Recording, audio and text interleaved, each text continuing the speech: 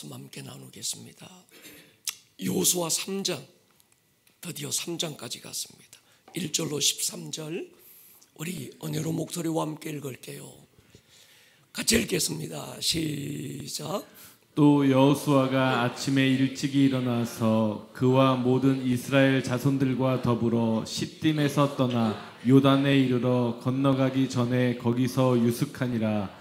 사흘 후에 관리들이 진중으로 두루 다니며 백성에게 명령하여 이르되 너희는 레위 사람 제사장들이 너희 하나님 여호와의 언약궤 매는 것을 보거든 너희가 있는 곳을 떠나 그 뒤를 따르라. 그러나 너희와 그 사이 거리가 2000규빗쯤 되게 하고 그것에 가까이 하지는 말라. 그리하면 너희가 행할 길을 알리니 너희가 이전에 이 길을 지나보지 못하였음이니라 하니라. 여호수아가 또 백성에게 이르되 너희는 자신을 성결하게 하라. 여호와께서 내일 너희 가운데 기이한 일들을 행하시리라. 여호수아가 또 제사장들에게 말하여 이르되 언약궤를 메고 백성의 앞서 건너라 하매 곧 언약궤를 메고 백성의 앞서 나아가니라. 여호와께서 여호수아에게 이르시되 내가 오늘부터 시작하여 너를 온 이스라엘의 목전에서 크게 하여 내가 모세와 함께 있었던 것 같이 너와 함께 있는 것을 그들이 알게 하리라. 너는 언약궤를 맨 제사장들에게 명령하여 이르기를 너희가 요단 물가에 이르거든 요단에 들어서라 하라. 여호수아가 이스라엘 자손에게 이르되 이리 와서 너희의 하나님 여호와의 말씀을 들으라 하고 또 말하되 살아계신 하나님이 너희 가운데에 계시사 가나안 족속과 헷 족속과 히위 족속과 브리스 족속과 기르가스 족속과 아모리 족속과 여부스 족속을 너희 앞에서 반드시 쫓아내실 줄을 이것으로써 너희가 알리라. 보라, 온 땅의 주의 언약궤가 너희 앞에서 요단을 건너가나니 이제 이스라엘 지파 중에서 각 지파에 한 사람씩 12명을 택하라. 온 땅의 주 여호와의 궤를 맨 제사장들의 발바닥이 요단 물을 밟고 멈추면 요단 물 곧 위에서부터 흘러내리던 물이 끊어지고 한 곳에 쌓여 서리라. 아멘. 할렐루야.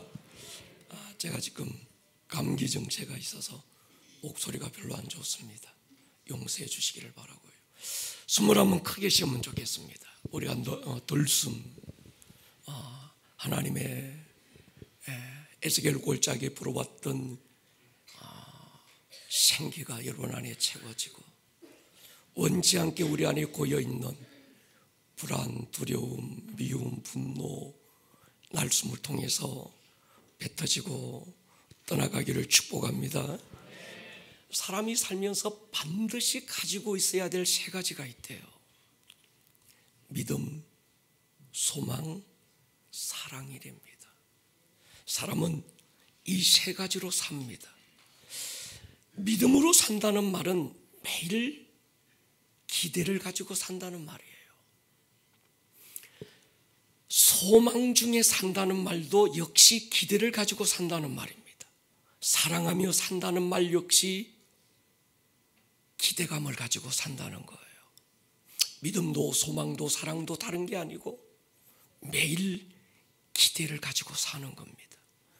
하나님의 은혜는 우리에게 끝없는 기대감을 일으킵니다.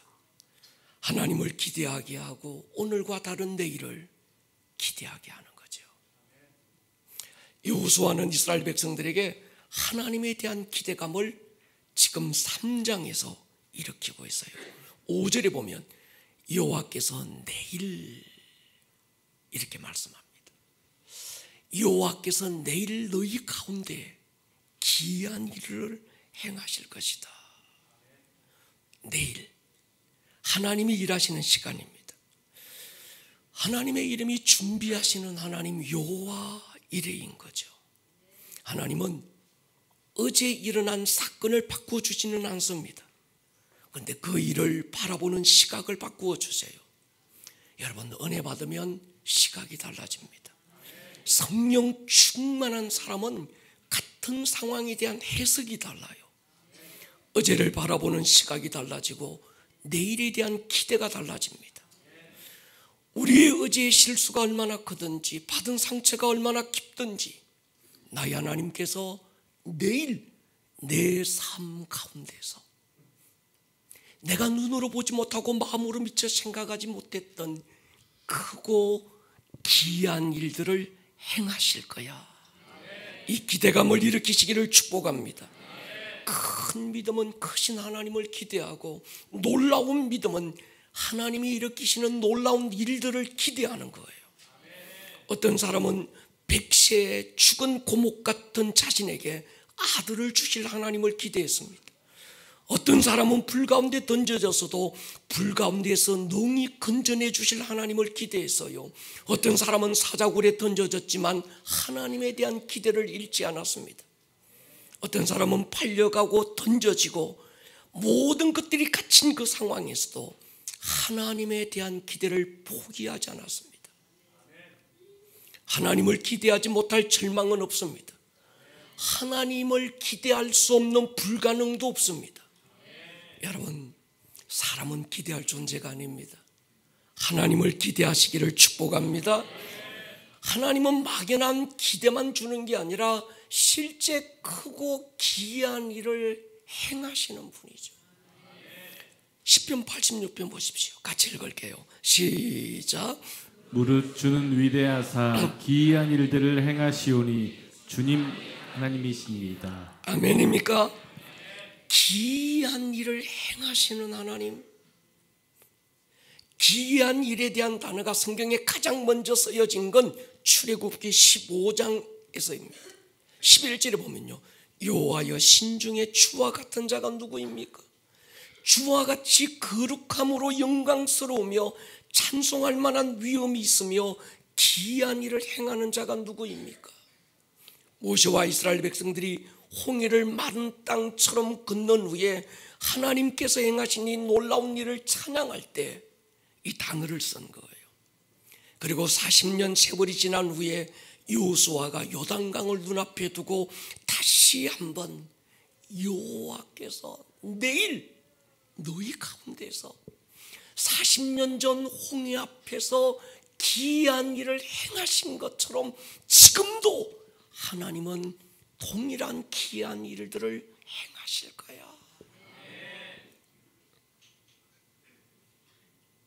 오늘 저와 여러분들을 통해서도 그 하나님은 동일한 사건을 일으키실 줄로 믿습니다. 사실은 여호수아보다 먼저 이 사실을 알고 믿음으로 선포한 한 여인이 있었습니다. 여리고성의 기생 라합이죠.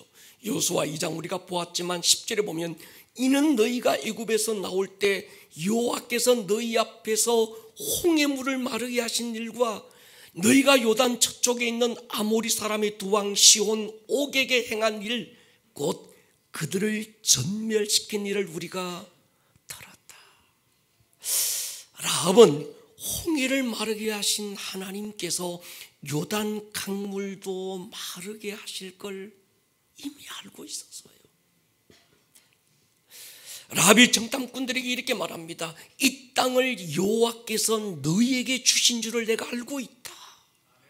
여러분 보십시오. 이스라엘은 모세를 통해 직접 그 약속을 받고 두 눈으로 홍해가 갈라지는 크고 기이한 일을 행하시는 역사를 수없이 보고도 가나안 땅을 주셨다는 사실을 믿지 못해서 걸핏하면 원망하고 걸핏하면 불평하고 걸핏하면 돌아가자 짱돌 들고 모세를 막 치려고 해요. 그랬던 이스라엘 백성들인데 이 라합은요 홍해가 갈라진 걸 본 적도 없습니다.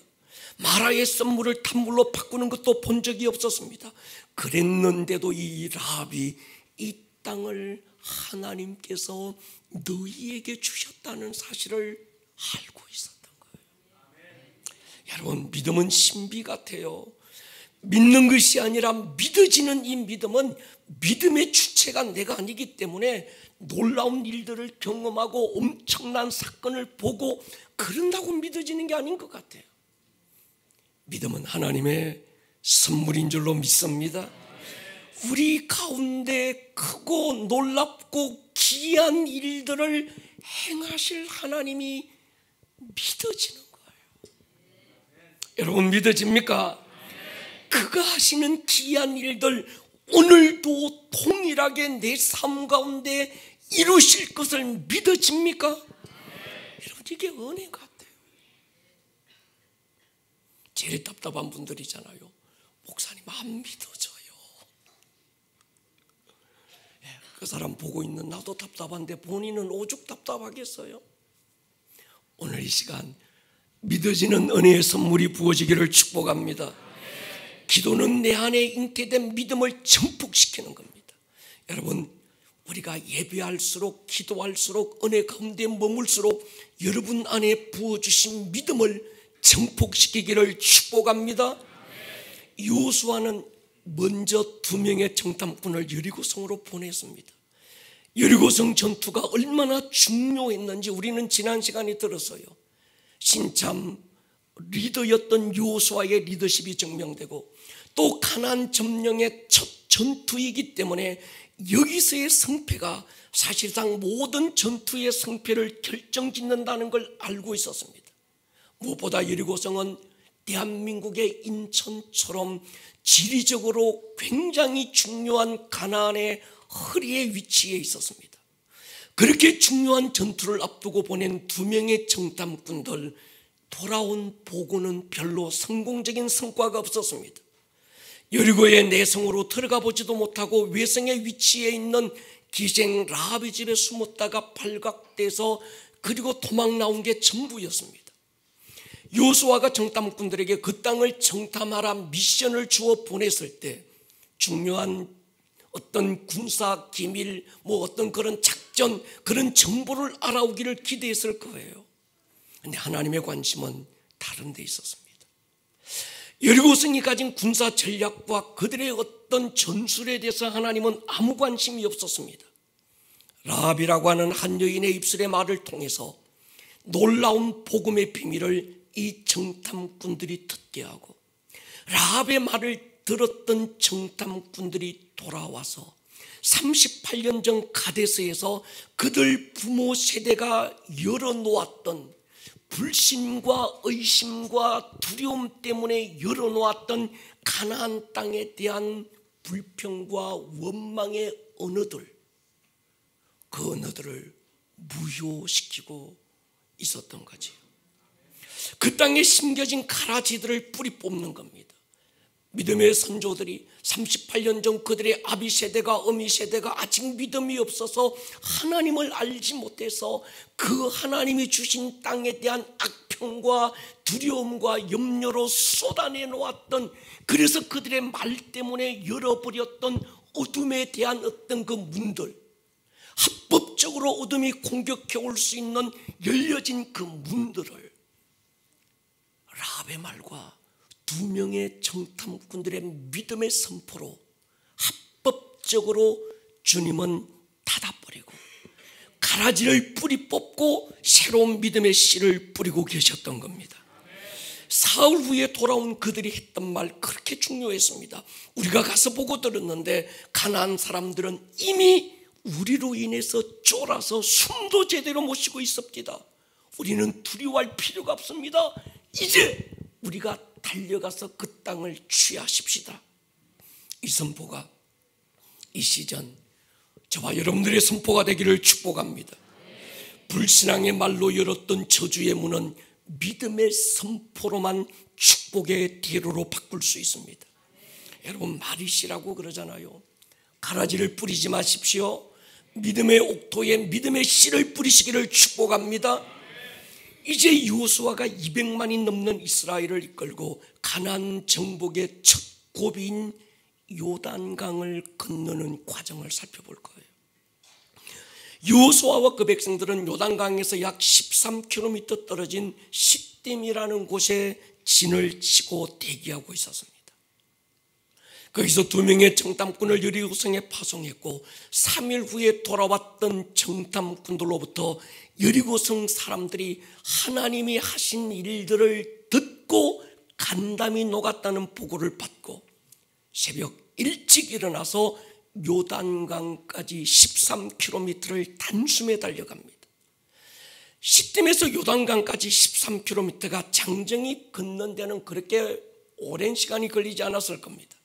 그런데 어린아이부터 노인분들까지 200만 명이 넘는 백성들이 움직이는 데는 아마 하루 종일 걸렸을지 모르겠습니다. 그렇게 도착했던 요단강가에 하나님은 3일을 머물게 만들어요. 처음 요수아가 백성들에게 3일 후에 요단을 건너서 가나안 땅에 들어갈 것이라고 했던 그때로부터 6일의 시간이 걸립니다. 정탐꾼을 기다리면서 3일, 요단강가에서 또 3일을 대기하고 있어요. 성경은 침묵하고 있지만 요수아는 요단강에서 왜 3일을 지체하게 했을까? 하나님은 왜 그 백성들에게 믿음의 선포 끝에 막 사기 충천해서 가자, 그래 하나님이 주신 땅이다, 막 의욕이 불붙었을 때 그대로 직진해서 들어갔으면 됐을 텐데 왜 요수아는, 왜 하나님은 요단강가에서 3일을 대기하게 했던 것일까요? 이 사흘이라는 기간에 하나님은 이스라엘 백성들은 뭘 하고 있었던 걸까요? 성경이 침묵하고 있어서 정확하게 알 길은 없지만 여호수아는 모든 상황과 정보를 들고 하나님을 독대하며 명령을 기다리고 있었을 겁니다. 그런데 그곳까지 보내신 하나님은 즉시 요단강 도하의 명령을 내리지 않고 있습니다. 여호수아와 백성들은 그 사흘 동안 시퍼렇게 흐르고 있는 요단강을 바라보고 있는 것이 그들의 일의 전부였어요. 백성들은 범람하고 있는 요단강을 바라보며 그 너머에 가로막고 있는 초롱성 여리고성을 바라보며 어떤 생각을 했을까요? 이 강만 건너면 약속하신 땅에 들어갈 수 있다. 얼마나 오랜 세월 이 순간만 바라보고 우리가 달려왔던가. 잔뜩 기도로 가슴이 부풀었을까요? 아마 처음엔 그랬을지 모르겠습니다. 하루가 지나고 이틀이 지나면서 인간의 본성은 역시나 계산하고 머리를 굴리고 있었을지 모르겠습니다. 하루가 지나면서 이틀이 지나면서 요단강은 조금도 마를 기색이 없고 어쩌면 우리 힘으로는 도무지 이 강을 건널 수 없을지 모르겠다. 우리 힘으로는 여리고를 무너뜨리기는 불가능하겠다. 생각이 많을수록 그들의 생각은 절망으로 기우는 것이 인간의 본성 아닐까요? 생각이 많으면 번뇌도 많은 법입니다. 회의가 많으면 배가 산으로 올라가는 법입니다. 여러분, 생각하는 시간 줄이고 기도하는 시간 늘리시기를 축복합니다. 사람이 모여 회의하는 것 중요하지만 그 시간은 짧게 하고 기도하는 시간 늘리시기를 축복합니다. 사흘이라는 72시간 요단강 물만 바라보고 기다리게 하신 이유 한 가지였어요. 내 힘으로는 죽었다 깨나도 안 되겠다. 할렐루야. 내 한계를 철저하게 인식하게 하는 겁니다.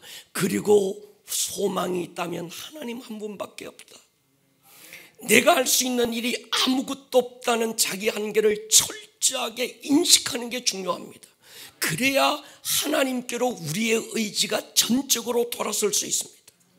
여러분, 인간은요, 자기 한계를 뼈저리게 느끼지 못하면 하나님 의지하지 않더라고요. 내 힘이 1%라도 남아있으면 1%의 힘을 의지하지 하나님 의지하지 않더라고요. 그래서 지금 하나님께서 요단강가에서 사흘을 대기하게 하면서 하나님은 그 백성들에게 지금 힘을 빼고 있는 거예요. 사흘이라는 시간 참 중요한 의미가 있습니다. 아브라함에게 아들 이삭을 번제로 바치라고 하실 때 가장 가까운 동네 뒷산에 바치라고 하지 않습니다. 사흘 길을 걸어야 되는 모리아 산까지 하나님은 가게 하는 거예요. 아들의 손에 불을 지어주고 등에 나무 장작 짊어지우고 사흘이라는 72시간을 걸으면서 아브라함은 어떤 생각을 했을까요? 아마도 온갖 생각이 오갔을 것 같습니다. 내가 음성을 잘못 들은 것 아닐까? 아들을 번제로 바치라고 하시는 잔인한 하나님은 아닐 거야. 그래, 내가 마귀의 소리를 하나님의 음성으로 오해한지도 모르겠어. 차라리 나를 대신 받으시라고 생떼를 써보면 또 어떨까? 아마도 아브라함은 그 시간 72시간의 시간을 통해서 자기가 할 수 있는 일이 아무것도 없다고 하는 자기 한계를 철저하게 인식했을 거예요. 동시에 이런 믿음도 가졌을 겁니다. 로마서 4장에 보면요, 같이 한번 읽을까요? 시작. 기록된 바 내가 너를 많은 민족의 조상으로 세웠다 하심과 같으니 그가 믿은 바 하나님은 죽은 자를 살리시며 없는 것을 있는 것으로 부르시는 이시니라. 아멘. 이 믿음은 그냥 나오는 게 아닙니다. 내 힘이 완전 빠져버린, 사방이 갇히고 내 어떤 가능성이 0.1%도 없는 그 상황 속에서 이 믿음이 나오는 거예요. 내 하나님은 죽은 자도 살려, 내 하나님은 없는 것에서 있는 것 같이 부르시는 분이에요. 오늘 이 믿음이 일어나기를 축복합니다.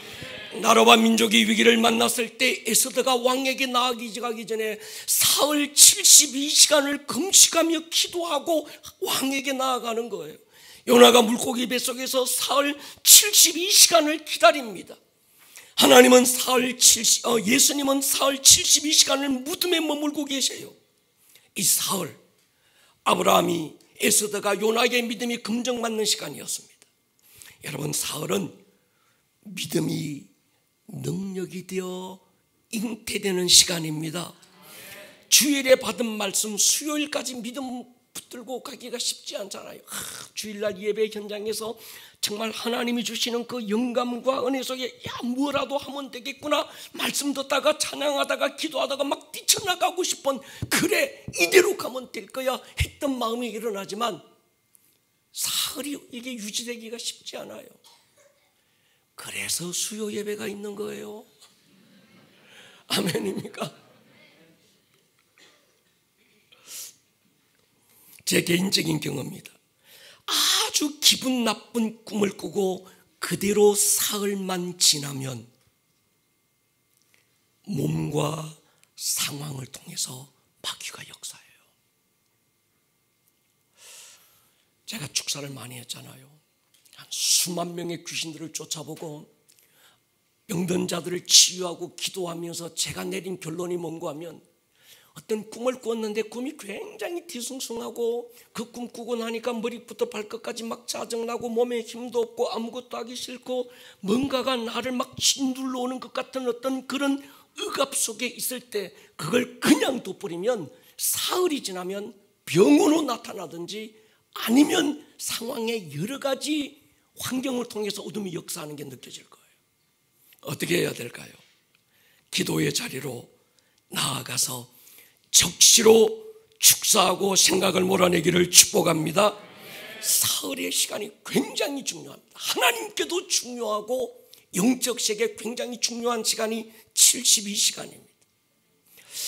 바울의 고백을 들어보십시오. 같이 읽겠습니다. 고린도서 1장 8절로 9절 시작.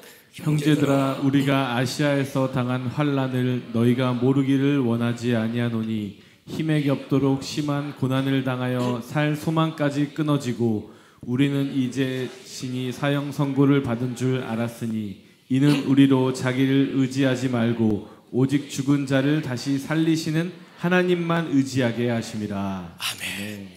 바울이 아시아에서 복음을 전하고, 그런데 찾아오는 여러 가지 상황 속에서 마치 자기가 사형 선고를 받은 자처럼 더 이상의 아무런 살 소망까지 끊어져 버렸던 절망의 상황에서 깨닫는 게 있는 거예요. 왜 하나님께서 나를 이 절망의 상황으로 몰아가고 이 모든 절망의 상황이 나를 막 덮도록 허락하신 이유가 뭘까? 한 가지라는 겁니다. 이는 자기를 의지하지 말고 하나님을 의지하게 하는 거예요. 지금 요단강가에서 사흘이라는 시간을 대기하고 있는 겁니다. 왜 하나님께서 사기 충천하고 의지가 100배로 막 일어났을 때, 그래 이 기세를 몰아서 요단강 건너가는 거야 막 하지 않으시고 사흘을 머물게 하시는 거예요. 범람하는 요단강 그 너머의 창성 같은 여리고성을 바라보면서 그 백성들은 그 사흘이라는 시간 동안 내 힘으로는 안 되겠네. 나를 의지해서는 안 되겠네. 하나님께 소망을 두고 계시는 겁니다. 여러분, 큰 사역을 앞에 두고 있을 때는요, 힘을 빼야 돼요. 아멘입니까? 우리 청년 캠프에서 목사님과 우리 아동부 캠프에서 이 리더들이 지금 해야 될 일이 뭔지 아세요? 큰 사역을 앞에 두고 있을 때는 힘 빼는 거예요. 아멘입니까? 제가 우리 앞에 있는 예배팀들에게 가끔씩 그래요. 니들 힘 빼라. 앞에 서기 전에 힘 빼야 하나님이 일해. 니들의 힘이 잔뜩 들어가 있는데 하나님께서 어떻게 역사하시겠냐? 찬양할 때 힘 빼고. 아멘입니까? 마지막 남은 한 점 힘까지 뺄 때 카이로스라고 하는 하나님의 시간이 임하는 거예요. 가나 혼인잔치에 일어난 사건 우리가 잘 압니다. 혼인잔치에서 전라도 홍어 같은 중요한 포도주가 떨어졌어요. 마리아가 주님께 이 사실을 알리잖아요. 아마 어떤 조치가 이루어지기를 기대했을지 모르겠습니다. 근데 주님의 대답은 굉장히 냉정합니다. 이 집에 포도주가 떨어진 것과 나와 무슨 상관이 있습니까? 내 때가 아직 이르지 못했습니다. 그 말을 들었던 마리아가 지혜롭게 하인 몇을 불러서 한 가지를 당부해요. 제가 무슨 말씀을 하시든지 그대로 해라. 전적으로 주님 한 분만 의지할 사람이 나타나자 주님은 적시로 물로 포도주를 만드세요. 여러분, 주님이 일하시는 때는 크로노스적인 시간이 아니었습니다. 내 힘의 한계를 알고 전적으로 주님 한 분만 의지하는 믿음이 주님의 시간 카이로스를 여는 거예요. 아멘입니까? 그러니까 여러분, 사업상 아니면 어떤 큰 사역과 큰 어떤 프로젝트를 앞에 두고 있을 때 그 리더들과 참모들, 어떤 핵심 리더십들이 해야 될 일이 뭘까요? 우리 교회가 새로운 시즌, 플랫폼 처치라고 하는 뉴 시즌을 열고 나갈 때, 이때 담임 목사, 장로님들, 우리 모든 어떤 교회 중직들이 해야 될 일이 뭘까요? 주님은 한 가지를 말씀하세요. 이 목사 힘 빼라. 너의 힘이 1%라도 남아있지 않게 하라는 거예요. 아멘입니까? 요단강 죽음의 강이죠. 우리가 부르는 노래 있잖아요. 며칠 후 요단강 건너가. 원래는 내가 노래 잘해요. 지금 이래. 요단강, 인간 한계의 절벽입니다. 여러분, 이 한계를 피하지 말고 직면하기를 축복합니다. 한계의 충격을 최소화하려고 스폰지를 두지 마세요. 있는 그대로 내 한계와 절망을 인식하고 받아들여야 합니다. 어둠을 통해서만 만나는 빛이 있습니다. 고통을 통해서만 보이는 행복이 있습니다. 죽음을 직면하고서야 깨닫게 되는 생명의 소중함도 있습니다. 잃어버린 상실을 겪지 않으면 배울 수 없는 감사가 있는 거예요. 오늘 많이 어려울 거예요. 사업도 그렇고. 그러나 여러분, 한계를 받아들이시기를 축복합니다. 그리고 하나님 의지하십시오. 신앙의 출발은 여기서부터 시작하는 겁니다. 마가복음 8장 보십시오. 무리와 제자들을 불러 이르시되 누구든지 나를 따라오려거든 자기를 부인하고 자기 십자가를 지고 나를 따르라. 여러분, 신앙의 출발은요, 내가 집사되고 신앙 출발하는 게 아닙니다. 내가 대단한 어떤 성경 몇 번 읽고 신앙이 출발하는 게 아니에요. 신앙의 출발은 나를 부인할 때부터 시작되는 겁니다. 자기 부인이 없는 제자도는 없습니다. 권리 포기가 이루어지지 않는 제자도는 없습니다. 약속의 땅은 자기 부인과 권리 포기가 이루어진 사람들에게 문을 여는 거예요. 가장 무서운 우상은 절간의 부처가 아닙니다. 내 자신이에요. 회개는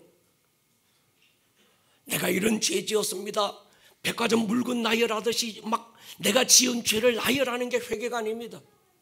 회개는 나는 죽고 내 힘으로는 아무것도 할 수 없고 내 안에 사는 이 예수밖에 없습니다. 그게 회개의 출발인 거죠. 오늘 3절 4절 보십시오. 백성들에게 명령하여 이르되 너희는 레위 사람 제사장들이 너희 하나님 여호와의 언약궤 매는 것을 보거든 너희가 있는 곳을 떠나 그 뒤를 따르라. 그러나 너희와 그 사이 거리가 2000규빗쯤 되게 하고 그것에 가까이 하지는 마라. 그리하면 너희가 행할 길을 알리니 너희가 이전에 이 길을 지나보지 못했다. 여호수아는 모든 백성들을 요단가에 대기시켜 놓고 선봉에 하나님의 언약궤를 앞세웁니다. 여러분이 언약궤는 이스라엘 백성들이 광야를 지나올 때 지성소 안에 보관되었던 직사각형의 나무 상자입니다. 아카시아 나무로 만들어졌고 겉은 금으로 도금이 됐어요. 그 안에는 모세가 받은 10계명 그리고 광야의 만나를 담았던 그 항아리가 담겨 있었습니다. 언약궤는 하나님의 임재의 상징이기도 했고 하나님의 언약의 약속을 상징하기도 했던 중요한 성구였습니다.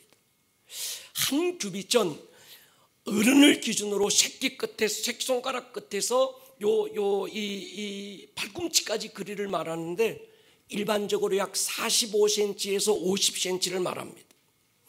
여호수아는 제사장들이 먼저 어깨에 언약궤를 메고 요단강에 들어가게 하고 백성들이 그 뒤를 약 2000규빗 약 1km의 거리를 들고 뒤를 따라가게 합니다. 지금 요단강에서 여호수아가 자신이 그리고 그 제사장들이 엎드려서 하나님의 명령을 기다리는 것처럼 백성들도 말씀보다 앞서면 안 된다는 걸 지금 가르치는 거죠. 여러분 말씀이 앞서가기를 축복합니다. 말은요 뒤로 안 갑니다. 말은 앞으로 가요. 아멘입니까? 하나님의 말씀은 앞으로 갑니다. 할렐루야. 성령님보다 앞서지 않기를 축복합니다. 말씀이 앞서가기를 축복합니다. 중요한 요단강 도하를 앞두고 여호수아는 또 하나를 준비하라고 해요. 5절에 보면 너희는 자신을 성결하게 하라. 영적 전쟁은 거룩 전쟁이에요.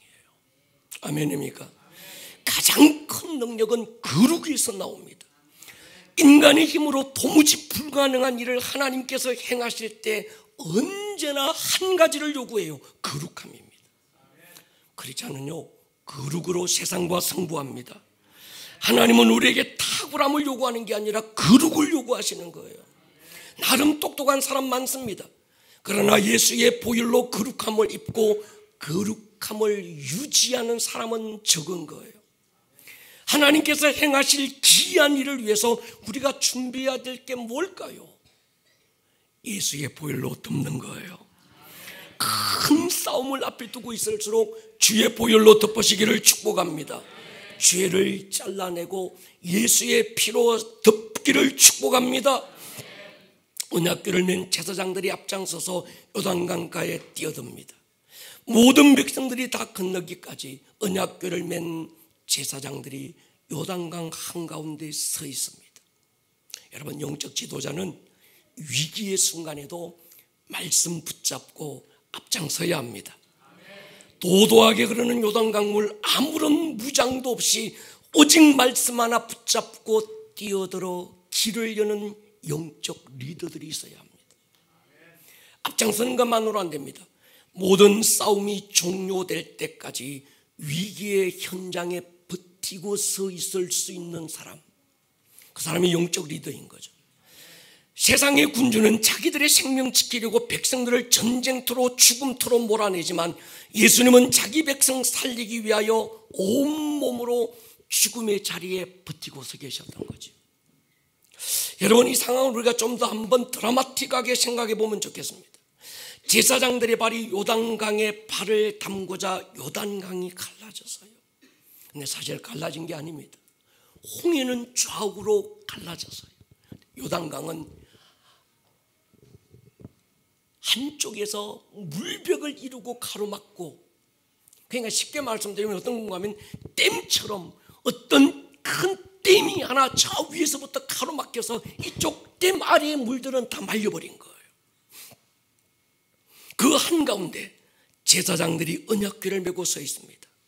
가장 먼저 앞서섰던 지난주 요래가 썼던 세 지파가 건너갑니다. 그리고 뒤따라온 200만의 백성들이 줄을 지어서 건너고 있습니다. 제사장들은 아마 처음에 신이 났을 것 같아요. 자기들의 믿음의 담대함을 증명받는 것도 같았고, 자신들의 믿음과 헌신으로 요단강이 갈라졌고 백성들이 안전하게 요단강을 건너가고 있다는 것에 대한 자부심도 컸을 겁니다. 그런데 그 일들이 한순간이 아니라 하루 종일을 이어진다고 생각해 보십시오. 언약궤를 맨 제사장은 누구도 몰래 그 언약궤를 땅에 내려놓을 수도 없었습니다. 누가 대신 지고 서 있어 줄 사람도 없어요. 200만 명의 백성들이 안전하게 지날 때까지 오직 말씀 하나 붙들고 위기 상황 한가운데서 버티고 있는 거예요. 이것이 리더의 외로움이기도 하고 리더의 고독함이기도 하지만, 그러나 리더의 부르심이고 사명인 거지요. 사람들이 은혜로 구원받았다 말하는데 착각입니다. 우리 예수님 십자가 위에서 6시간을 온 몸으로 우리의 모든 질고와 우리의 모든 질병과 우리의 모든 저주와 우리의 모든 죽음을 그가 홀로 지고 버티고 서 있은 결과로 우리가 구원받았습니다. 누군가 날 위해 무릎 꿇고 하나님 앞에 기도해 주었던 중보와 헌신이 있었기에 오늘 우리가 하나님을 만난 거예요. 내가 잘나서, 내가 똑똑해서, 하나님께서 나만 특별히 사랑해서 나를 하나님의 자녀 삼고 믿어지게 만들고 구원받게 하고, 착각입니다. 당신이 알지 못하는 어떤 누군가의 중보가, 어떤 누군가가 외롭게 하나님을 독대하고 나를 위해서 기도해 준 기도가 있었다는 거예요. 아멘입니까? 중요한 건요, 값없이 받은 은혜에 대한 우리의 태도입니다. 은혜가 은혜 되게 하는 일은 우리의 감동에 있습니다. 받은 자의 마음에 감동이 없는 은혜는 은혜가 아닐 거예요. 여러분, 십자가로 베푸시고 받은 은혜가 여러분 안에 매일 감동이 되기를 축복합니다. 구원의 기쁨과 감동이 사라지면 은혜는 더 이상 은혜가 안 되는 겁니다. 그래서 우리 그리스도인들이 해야 되는 게 뭔가 하면 매일을 받은 은혜, 받은 사랑에 대한 감동을 막 일으키는 거예요. 할렐루야. 7절 보십시오. 3장 7절 같이 읽겠습니다. 시작.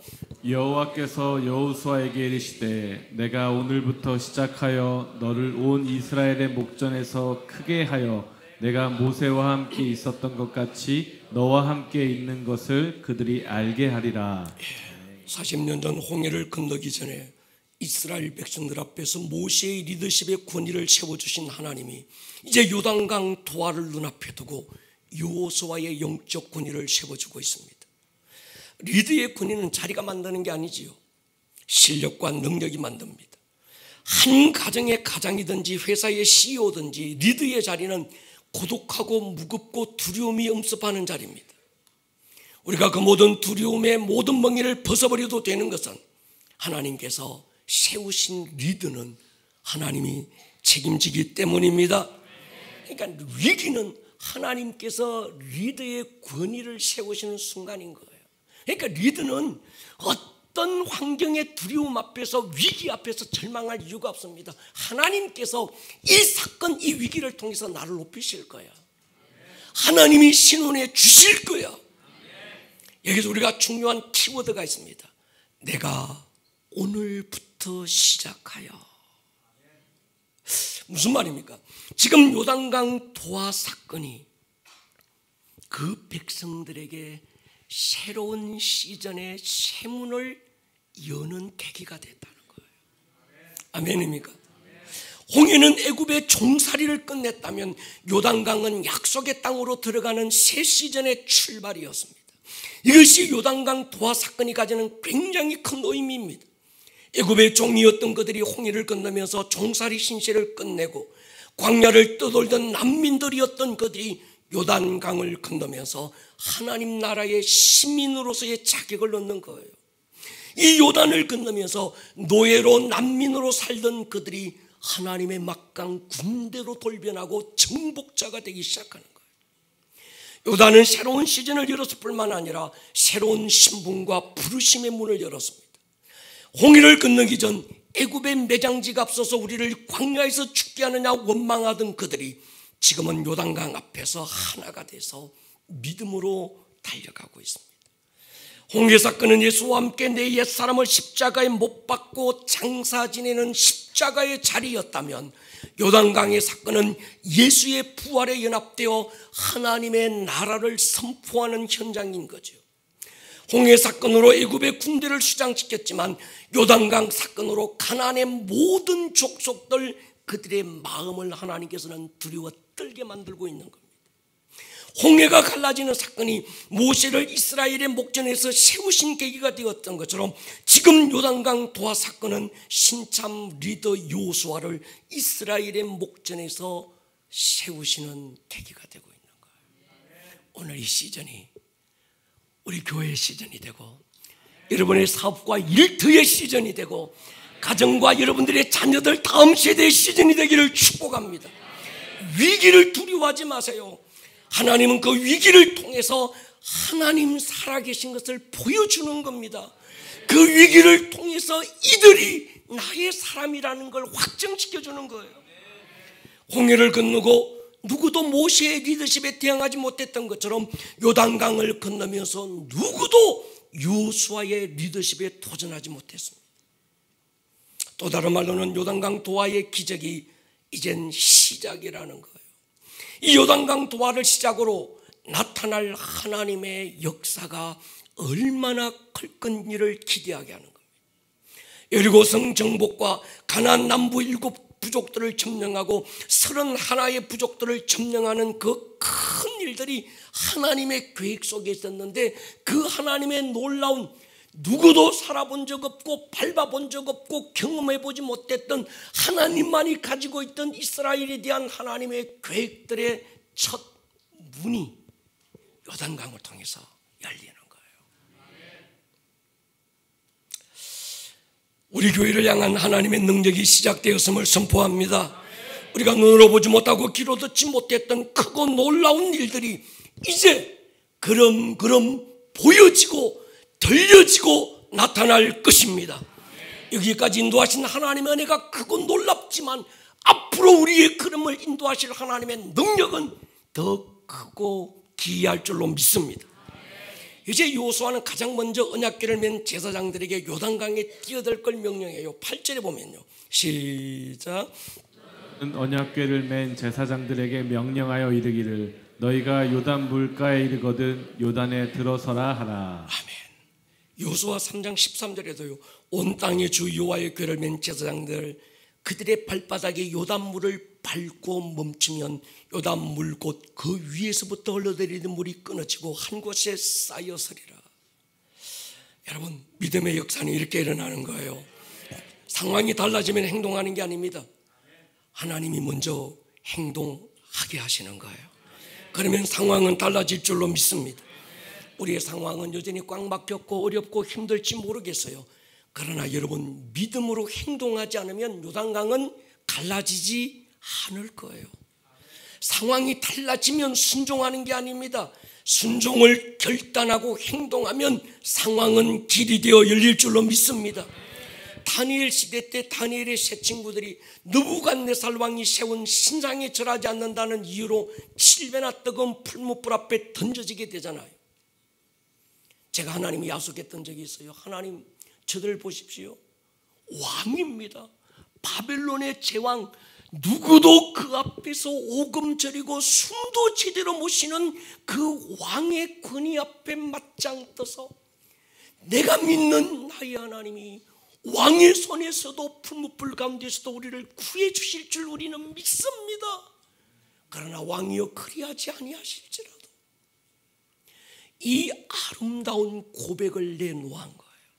그러면 제 생각에 고백이 나오자마자 하늘에서 소낙비가 쫙 와서 다 꺼버리든지, 아니면 하나님께서 엘리야처럼 그들을 막 불말과 불병거에 태워가지고 하늘로 쫙 데리고 가버리든지, 이러면 그들의 믿음의 선포와 그들의 믿음의 아름다운 모습의 영적 권위가 얼마나 세워질까요? 그런데 하나님은 그러지 않아요. 불 속에 던져지도록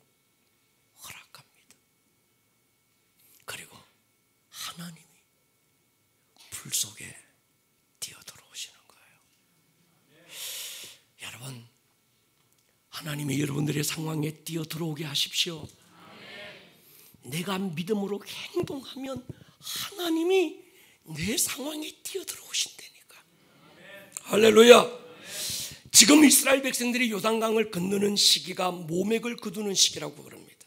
우리나라 달력으로 3, 4월인데 이스라엘 계절로는 늦은 비의 때입니다. 1년 동안 내릴 비의 80%가 이 늦은 비 때 다 옵니다. 이스라엘은 헐몬이라고 하는 높은 산이 있어요. 이 산에 만년설이 녹아서 갈릴리 호수에 고이고 그 물이 요단강을 통해서 사해로 흘러갑니다. 이 시기에 헐몬산에 만년설이 녹아서 갈릴리 호수의 물이 가장 많이 불어납니다. 이 때문에 평소에는 30m도 안 되던 요단강의 폭이 1.6m가 되고 깊이가 약 3, 4m로 불어납니다. 무슨 말인가 하면 장정들만 있는 게 아니라 어린아이나 노인들까지 200만 명이 넘는 이스라엘 백성들이 이런 상황에서 요단강을 건넌다 불가능해요. 제가 군대를 제대하고 내가 그래도 해병대 출신인데 캠프를 간 거예요. 바닷가로, 남해 바닷가로 가서 저기 애들 몇 명이 보트를 타고 놀다가 수영도 못하는 애들이 파도에 휩쓸려서 물이 계속 안으로 이제 들어가 버리고 말았죠. 보니까 저기 있는 거예요. 애들이 막 도와달라고 소리치고, 제가 또 해병대잖아요. 멋지게 폼 잡고 팍 뛰어들어갔습니다. 한 1km 정도 된 것 같아요. 그날 제가 순교하는 줄 알았어요. 바다의 사나이야, 나는 수영에는 자신이 있어. 근데 1km 가는 게 쉽지 않더라고요. 다리에 쥐가 나고 숨은 턱에 찼고, 야, 이대로 가다가 내가 죽겠구나 이런 생각이 들더만요. 네, 여러분, 백성들이, 어린 아이들이, 노인들이 1.3km를 수영해서 간다. 몇 명이나 건널 수 있었겠습니까? 여러분, 이런 상황에서 여호수아는 언약궤를 맨 제사장들을 앞세우고 온 백성들로 요단강을 건너가자고 명령하고 있습니다. 살다 보면 어렵고 힘든 일 찾아올 때 있지요. 어렵고 힘든 일은 우리가 온 힘을 다 쏟으면 웬만큼 돌파할 수 있습니다. 근데 여러분, 어렵고 힘든 일보다 더 불가능한 일들이 우리에게 찾아올 때가 있습니다. 내가 힘을 다 쏟고 노력하고 몸부림을 친다고 해결되는 그런 일들이 아닌 더 어려운 일들이 우리 앞에 가로막을 수 있는 겁니다. A냐 B냐 선택할 수 있는 상황이 아니고 불가능한 상황이 앞을 가로막고 있을 때 우리가 뭘 해야 될까? 하나님의 약속을 붙드는 거예요. 아멘입니까? 이스라엘 백성들을 보면요, 광야에서도 수많은 어려움을 겪었어요. 광야에서의 어려움과 지금 요단강을 건너서 여리고성으로 진격해야 되는 지금의 어려움은 달랐습니다. 광야에서의 어려움은 지루하지만 견뎌내면 되었습니다. 어떤 어려움은 그냥 견디는 것 외에 아무것도 알 수 없는 그런 어려움도 있어요. 근데 지금 요단강 앞에서의 어려움은 참고 견디고 시간이 지나다 보면 뭔가 해결되는 그런 어려운 일이 아니었습니다. 이건요, 기다려야 되는 때가 아니고 믿음으로 주님 손 붙들고 행동하고 정면 돌파해야 되는 때인 줄로 믿습니다. 제 목회 여정에도 이런 순간들이 참 많았습니다. 상황으로 보면 말도 안 되는 불가능한 상황이 많았습니다. 근데 기도하면 하나님은 늘 정면 돌파하라는 거예요. 하나님은 안 되는데요. 그래서 눈 뜨고 보면 안 될 것 같아. 눈 감으면 하나님이 될 것 같아. 눈 뜨는 게 두려운, 기도의 자리에서 일어서는 게 두려운 그런 때도 많았습니다. 나 혼자 개인의 일이라면 얼마든지 할 수 있겠는데 믿음의 분량이 각기 다른 온 성도들로 하여금 우리가 함께 요단을 건너가자고 그들을 설득해야 되는 딜레마가 목회자의 고민이었습니다. 근데 시간이 지나고 돌이켜보면 그때 제가 상황을 크게 보고 행동하지 않았다면 우리는 아직도 그 상황을 돌파하지 못했을 거예요. 말도 안 되는 상황인데 사람들의 동의보다 주님의 명령을 크게 듣고 순종했고 요단강은 그때마다 갈라져서 대로를 만들었습니다. 오늘 우리 교회는 목회자들의 말도 안 되는 결정에도 순종해 주셨던 우리 부교육자들과 성도님들의 아름다운 순종이 함께해서 여기까지 온 거예요. 우리는 앞으로도 그렇게 갈 것입니다. 때로 하나님께서 우리에게 무엇라고 말씀하시던 이것이 주님의 말씀이라는 확신이 우리에게 올 때 우리는 그 말씀만 붙들고 갈 수 있기를 축복합니다. 우리가 새로운 시즌, 여호수아의 시즌을 선포하고 간다고 탄탄대로만 있는 건 아닐 겁니다. 때로는 범람하는 요단강이 가로막을 때도 있을 거예요. 때로는 금성, 철벽, 여리고가 버티고 있을 수도 있을 겁니다. 우리는 두려워하지 말아야 합니다. 요단강은 갈라지기 위해서 그 자리에 있었고 여리고는 무너지기 위해서 그 자리에 있었을 뿐입니다. 우리의 믿음이 검증되는 시간인 거예요. 요단강이 갈라지는 중요한 이유가 또 있습니다. 지금 요단강을 건너고 있는 세대는 홍해가 갈라지는 걸 본 적이 없는 세대예요.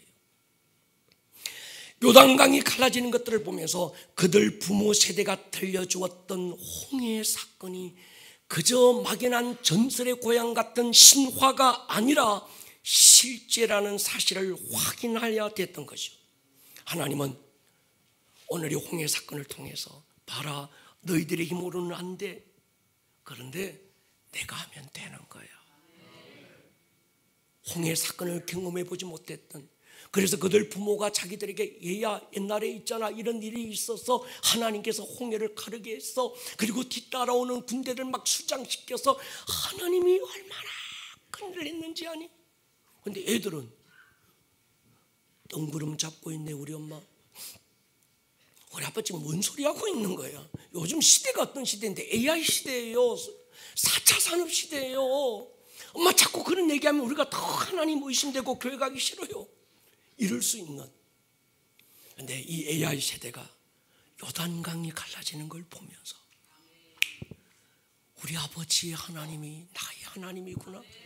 그때의 사건이 지금도 동일하게 하나님의 사건이구나. 이 은혜가 우리 이 시즌에 열리게 될 줄로 믿습니다. 머리를 한번 숙여보십시다.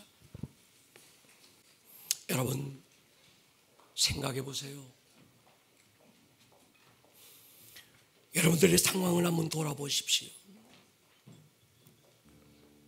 하나님께서 요단강이 범람하고 있는 이때 왜 이 시즌에 이 어려운 때에 우리를 여기까지 끌고 오셨을까요? 그리고 사흘 72시간을 그 요단강에서 아무것도 하지 않는 채 그저 흐르고 범람하고 있는 요단강을 바라만 보고 있게 하시는 이유가 뭘까? 상황은 왜 이처럼 어려워지고 이렇게 힘든 때 하나님은 플랫폼 처치라는 걸 또 여셔서 우리 앞에 새로운 도전과 과업을 주게 하시는 이유가 뭘까? 여러분의 사업은 어떻습니까? 여러분의 가정은 또 어떻습니까? 오늘 시대는 또 어떻습니까? 근데 주님 말씀하세요. 내가 지금부터 시작해서 새로운 일을 행할 거야. 주님이 일들을 행하실 것입니다. 하나님을 기대하십시오. 하나님의 손을 붙드십시오. 이 시간 두 주먹 불꽃 넘겨지고 주님 그 일들을 행하실 하나님을 기대합니다. 주가 하나님이신 것을 보여주십시오. 주여 한번 부르고 통성으로 기도합니다. 주여. 오늘 들었던 이 말씀이 듣는 말씀에서 끝나지 않고 여러분들의 삶에 살아내는 말씀으로 생명력 있는 말씀이 될 수 있기를 주님의 이름으로 다시 한번 축복합니다. 온 하늘